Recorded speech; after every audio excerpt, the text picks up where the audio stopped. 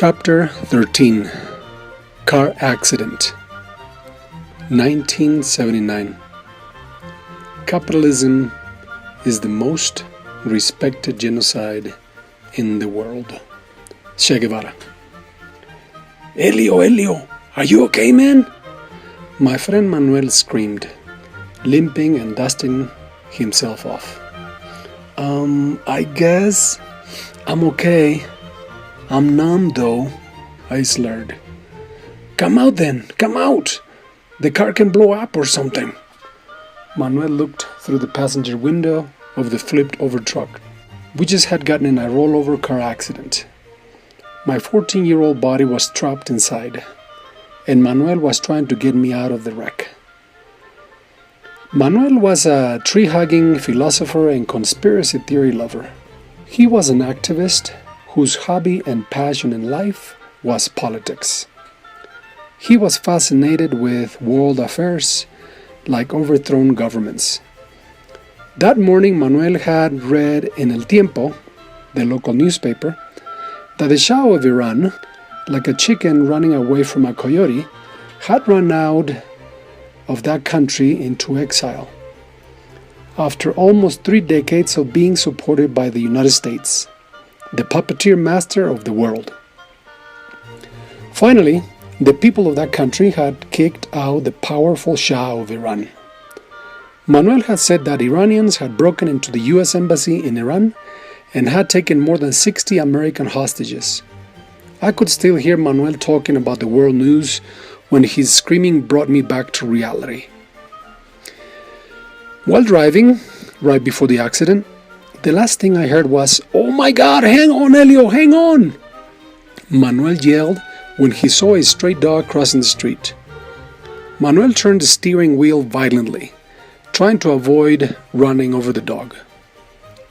"What?" was the last thing I said before the car flipped up in the air.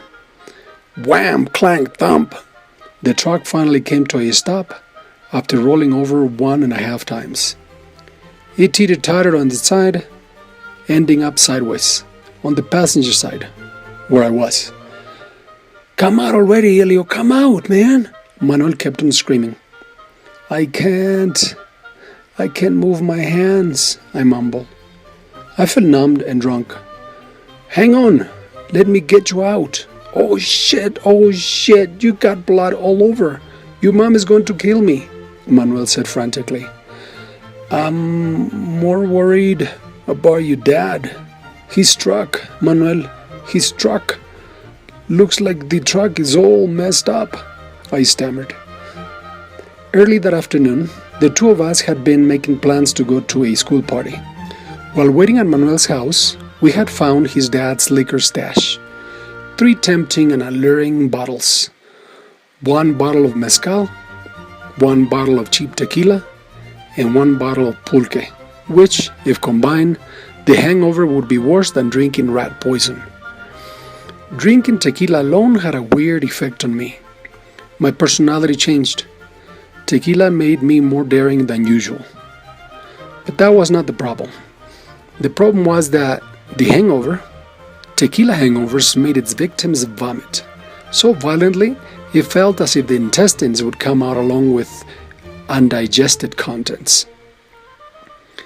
The liquor bottle seemed to say, "Come on, you two, what are you waiting for? Come and take us."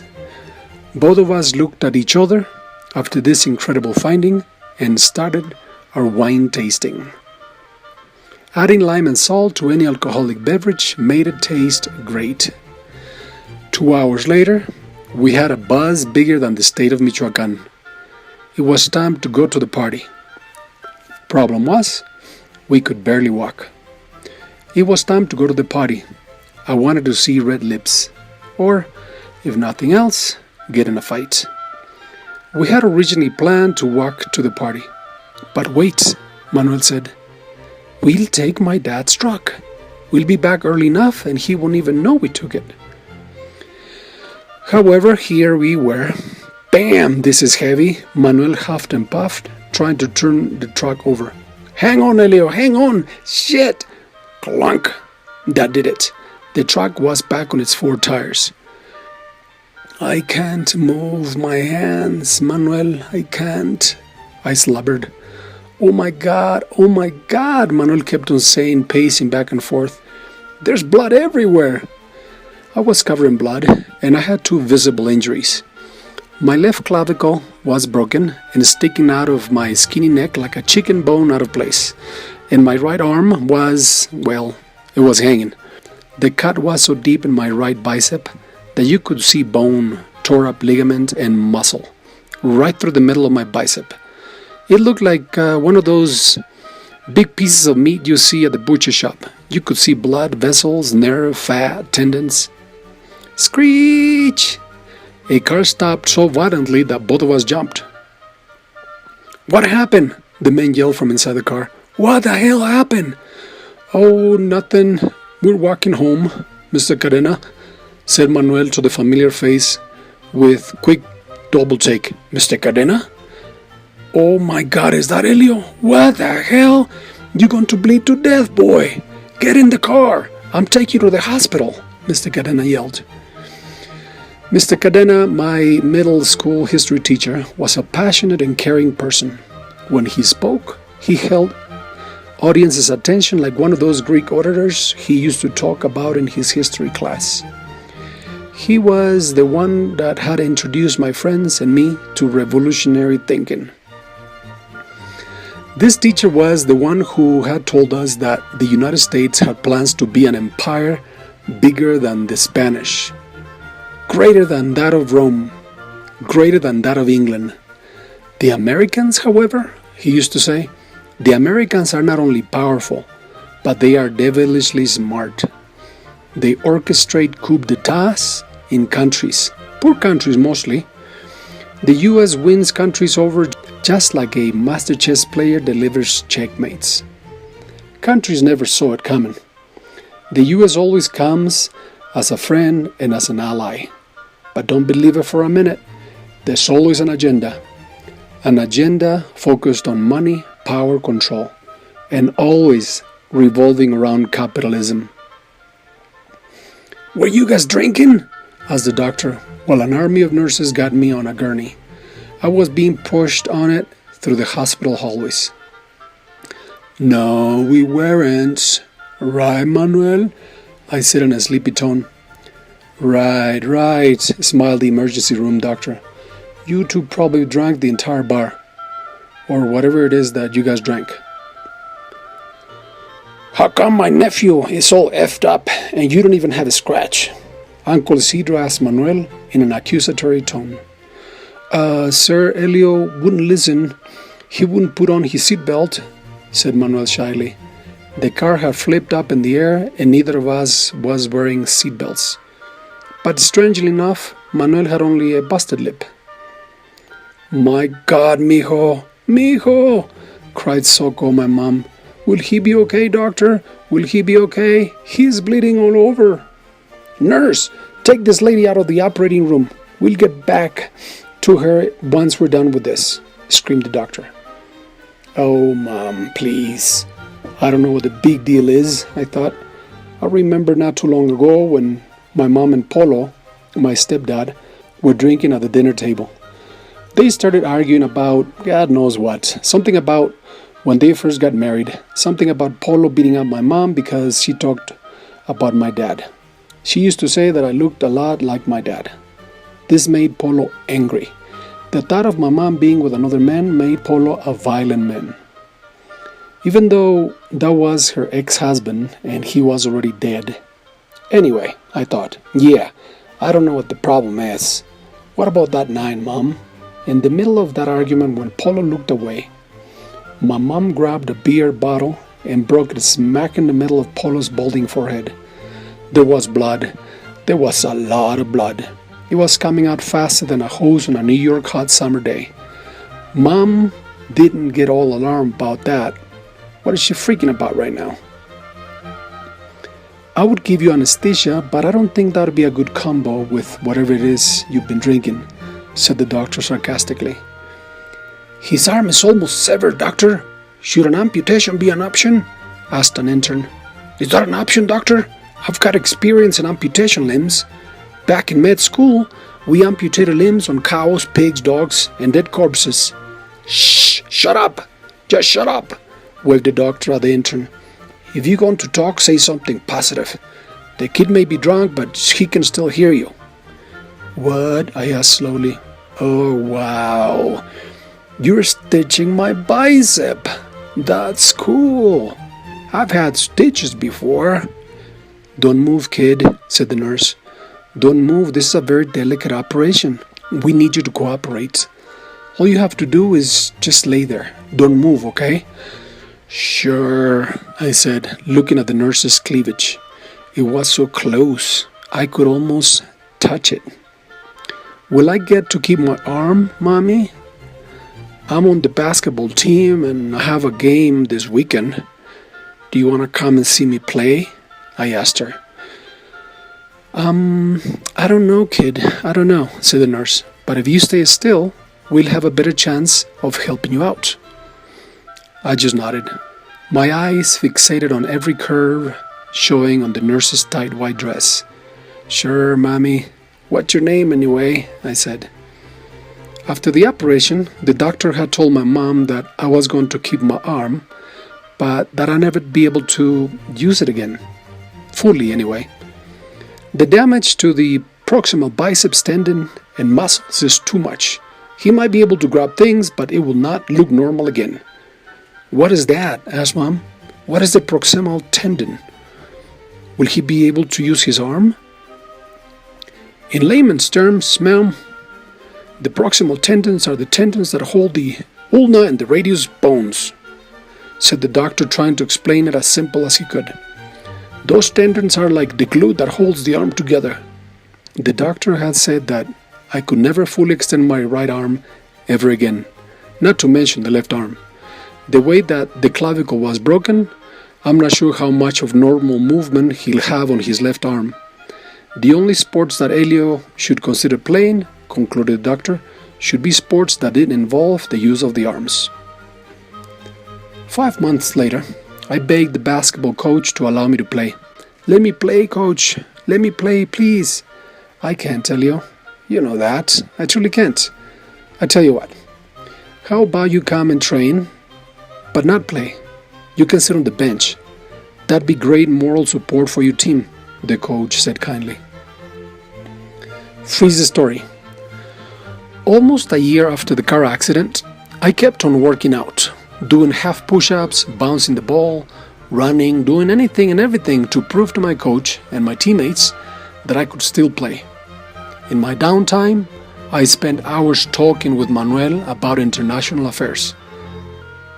But Soko, my mom, used to think that was odd. Shouldn't they be out and about?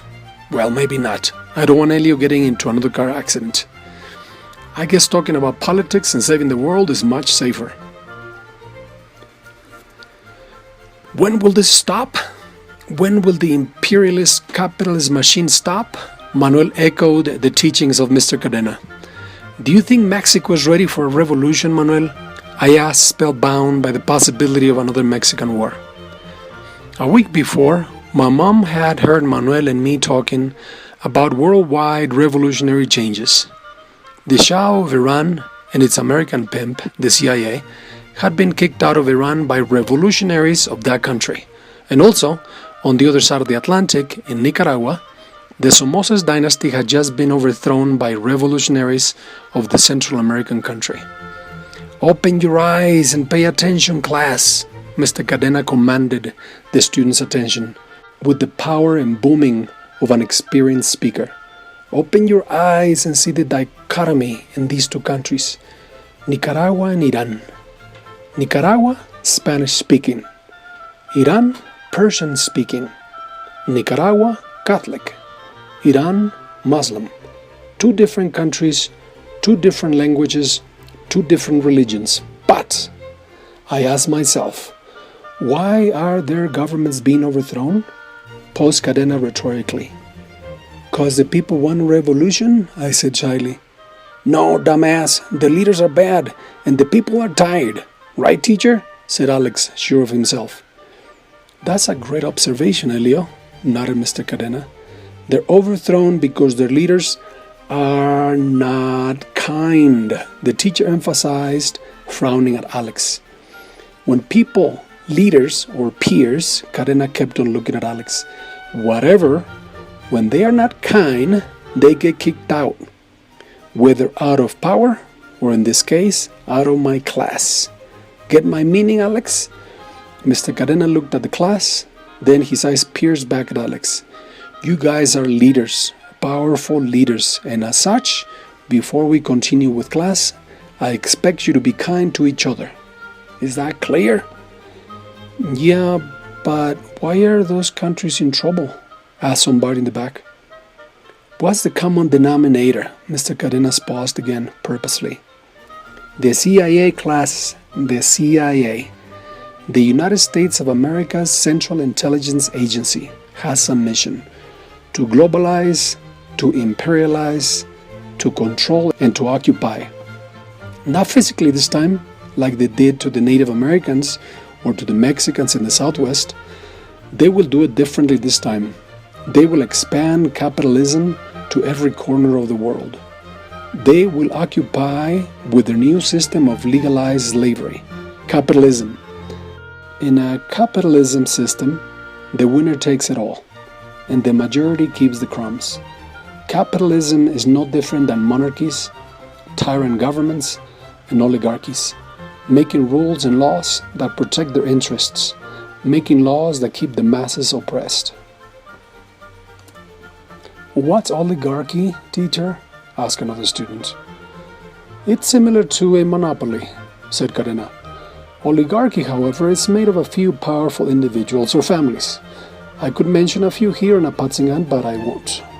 These elite few not only own big business and control prices that benefit them, not the consumer.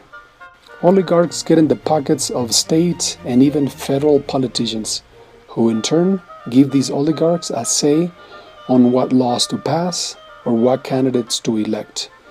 You guys always must be careful on who you vote for. Follow the money. Always follow the money and find out who's behind any candidate that is going to represent you. What happened to my arms, you might be asking, dear reader? Well, I was able to get my movement back again. Yes, I did. I worked out, I exercised, and I played. In fact, because my right arm took longer to heal, I became really good at playing basketball with my left. When both arms were ready, I was a decent basketball player.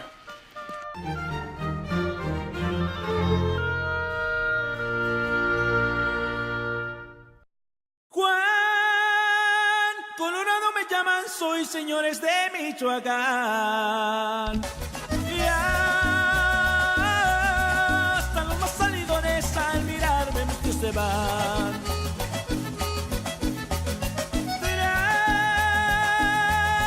Traigo mi cuerpo una silla que es de cuero, plata y marfil.